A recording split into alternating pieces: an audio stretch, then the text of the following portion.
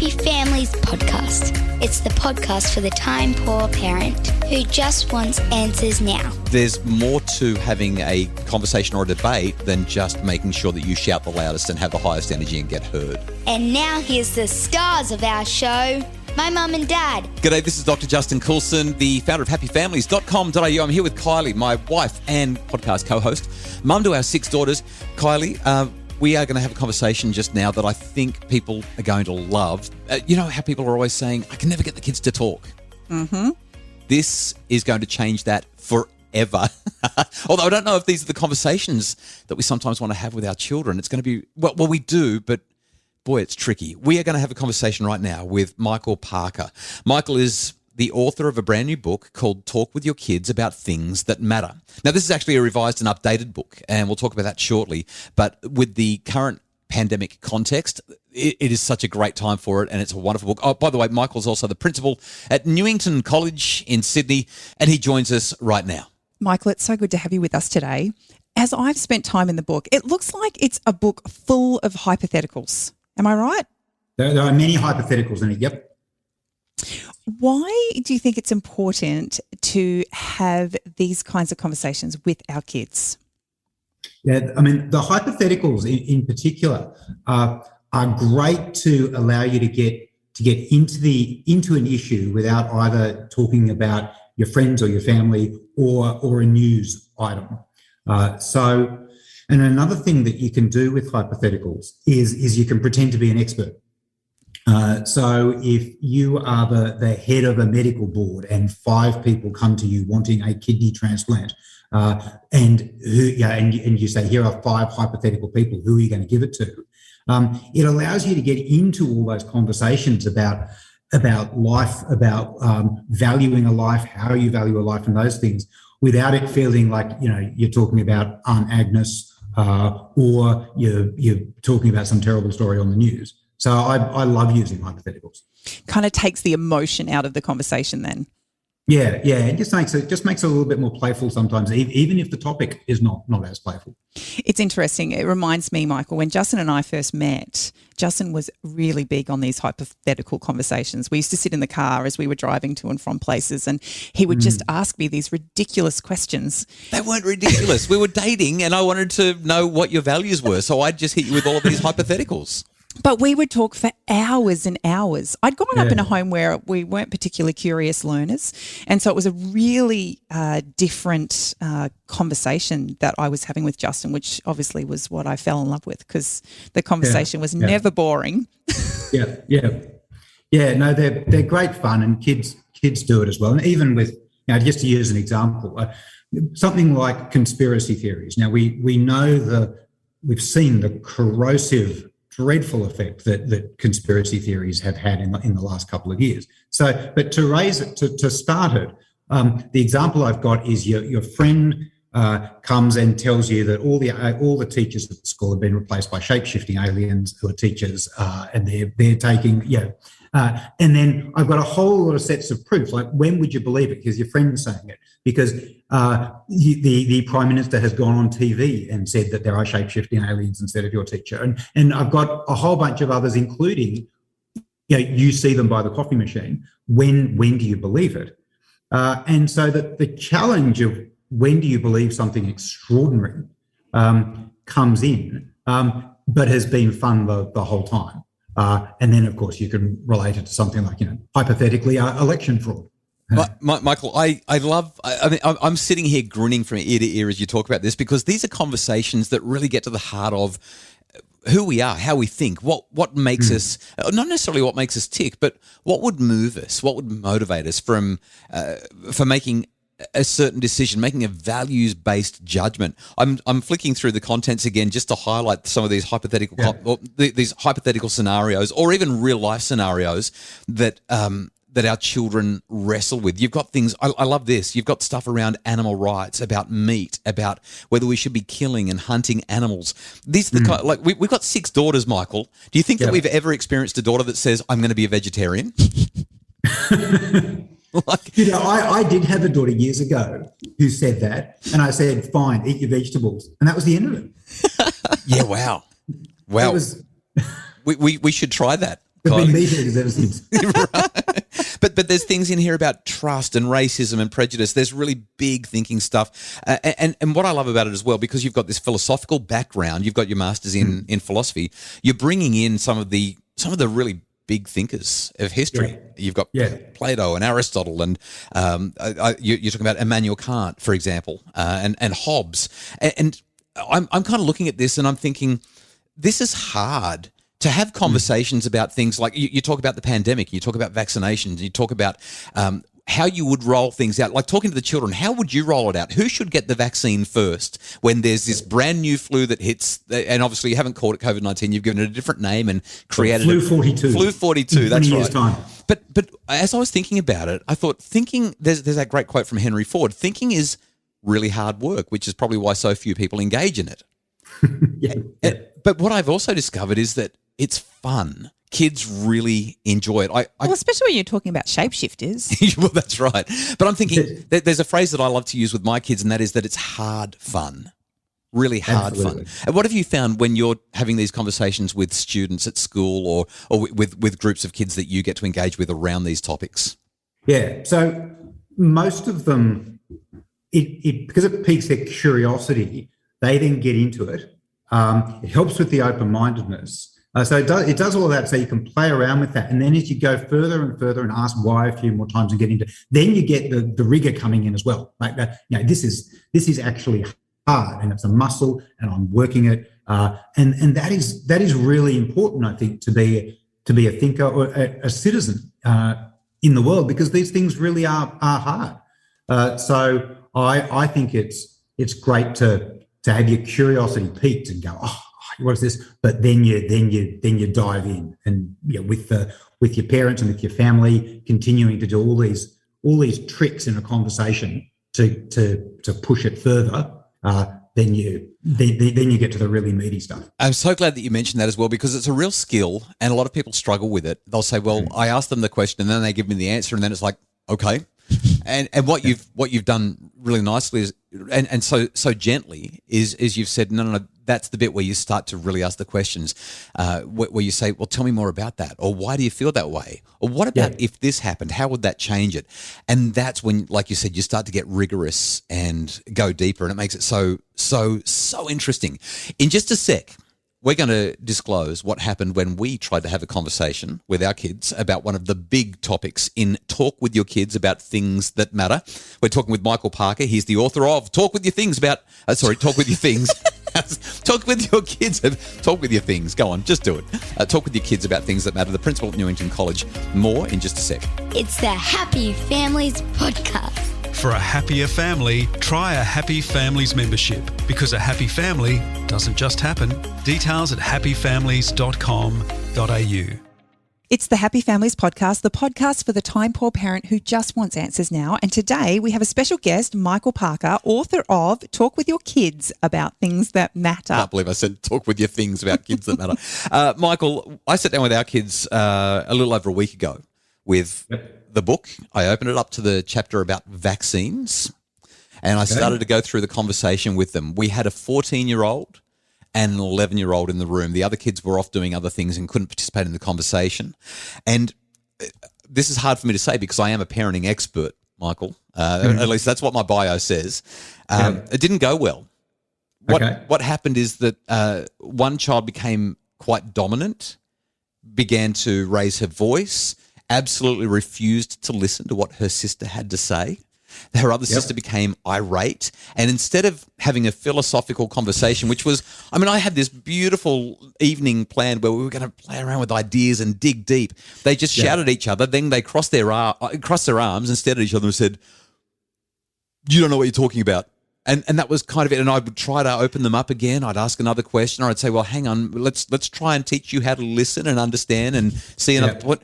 Michael, help me. Any tips? Well, one of the things that you can do is say there's everybody gets the 30% chance, the 30% of speaking time. Something that you do at schools is you have a series of sort of like 5 or 6 matchsticks each or something like that. And when you've said your bit, you throw it in. So you've got so much time to speak, but but not more. There is a phrase about heat and light, and you can start saying, so okay, so what you've got there, how much heat was in that, and how much light is in that, and if there's too much heat, well, maybe you've got to tune that down, and it's not about, and that then has nothing to do with the individual conversation about vaccines or whatever the issue is. It's the sheer fact that by having really got emotional about it, or having really put your line in the sand, you've sort of hurt the conversation by not allowing those other things. Another thing to do is the phrase "devil's advocate." I find is really, really important to say. Okay, let's have the other person playing devil's advocate. So it's not even as if somebody is opposing you because they really disagree with you. That's the trick, or that's the game, not the game, but that's what you're supposed to do. You're supposed to find the other argument, or the other side, and then the person can come back with that, or you can get them to play devil's advocate on themselves. So if you had to, there's some of the things that you can do when the heat starts going up. I think you should have just brought in the shapeshifters. Would have changed everything. Right, you should. Well, we'll put the shapeshifters at the top of the vaccine queue. Let's do it.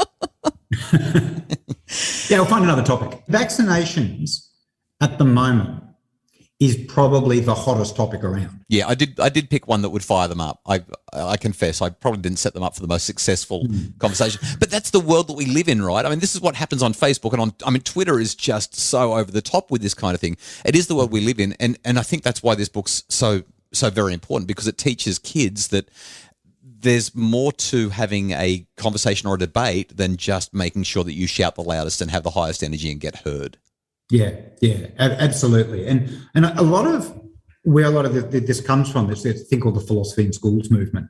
And there's actually not all that much philosophy. There's some philosophy in it, but it's not. But it's all about how to have those discussions. And admittedly, it's in larger groups. But that it's really focused on giving reasons, pointing out your assumptions, finding the other point of view.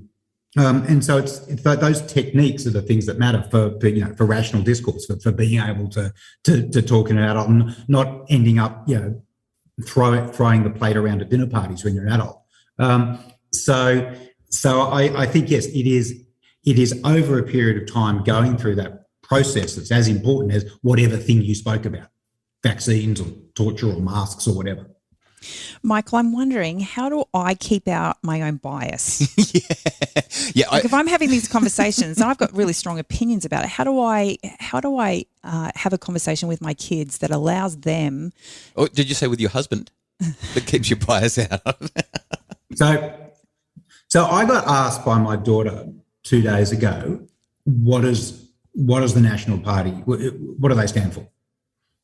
And I said, okay, I'm going to say it, and at the end of it, I want you to have no idea whether I would vote for them or not. And so that then gave me the discipline to speak about it as neutrally as I could.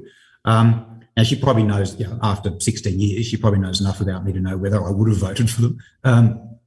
But one of the So to keep your own biases out, one of the things you can do is have the whole spectrum of opinions and present all of them, and just sort of lay them out like a smorgasbord. So for example, I mean, using the vaccines, you can say here are five different things that could be about people who aren't getting vaccinated.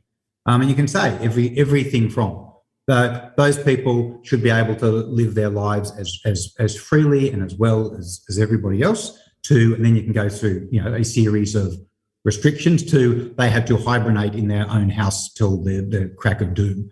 And if you've got all of the options open, it is less likely that someone can immediately go, oh well, there's your bias there.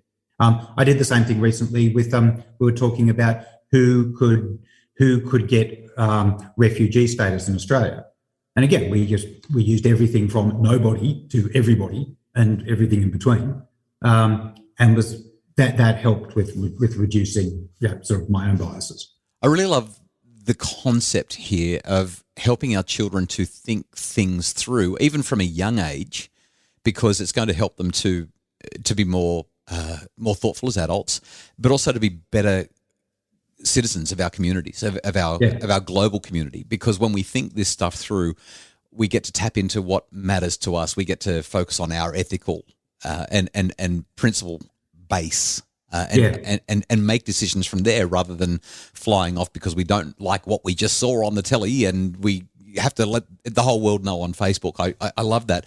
We're almost out of time, but there's one question that I've been itching to ask you since we began the conversation, Michael, and that is, when it comes to talking with your kids about things that matter, what do you think matters the most? What is the number one thing that you think kids need to talk with their parents about and have meaningful interaction on? My answer is very unsexy. It is how to live as a decent friend, school person, husband, wife, employee. So those questions about when, if ever, would you steal from your boss at the supermarket? What happens when your friends go to if your best friend's invited you to a party and then you get invited to a much better party, a much more exciting party from somewhere else? Those sorts of questions about the life that they will lead and the moral and the ethical decisions that they will probably have to make in life. I think they're the most important ones, even though they're not the ones with sort of neon lights and sort of flashing hypotheticals in the book. Michael, if we were to wrap up our conversation today, what would be your take-home messages? Nice, quick take-home messages for parents. Okay, so two or three things to remember as you're sitting by that dinner table is, one, ask why, and then ask it again. Usually 3 whys get you to a really good place and 5 whys get you to somewhere absurd. So a couple of whys in there. Try not to have your own biases come out. The kids are the ones doing the talking, so you're the one really helping them and shaping them rather than telling them what you really think. And the third one would be to play devil's advocate. So that is gently putting the other side, not because you disagree with them, but just because you're exploring what the other side was. And probably the last one is talk less than half the time. If you find yourself talking half the time or more, then you've probably turned it into a lecture and they're probably tuned out. I was going to say that's my biggest problem, but I think that's ours because you don't mind that either, do you, Kylie? Really? Oh, you're so harsh. Michael, even as you mentioned those things, I'm smiling at the conversations that you get to have with your kids about it. The book is really, really wonderful. We were joking before we recorded the podcast that it's a kind of a clunky title, as several of my books are as well, but it's just such a great book that the title says exactly what it is, and I'm so glad we've been able to talk about it today. Talk with your kids about things that matter by Michael Parker, the principal at Newington College. Michael, what a privilege and what a great conversation. Thanks for joining us. It's a pleasure. Thank you very much. I really enjoyed it. We really hope that you've enjoyed this conversation with Michael Parker, the author of Talk with Your Kids About Things That Matter. The Happy Families podcast is produced by Justin Rulon from Bridge Media. Craig Bruce is our executive producer. And if you'd like more information about how to make your family happier, including checking out our Happy Families memberships where you get ongoing monthly and weekly and even daily support, please have a look at happyfamilies.com.au.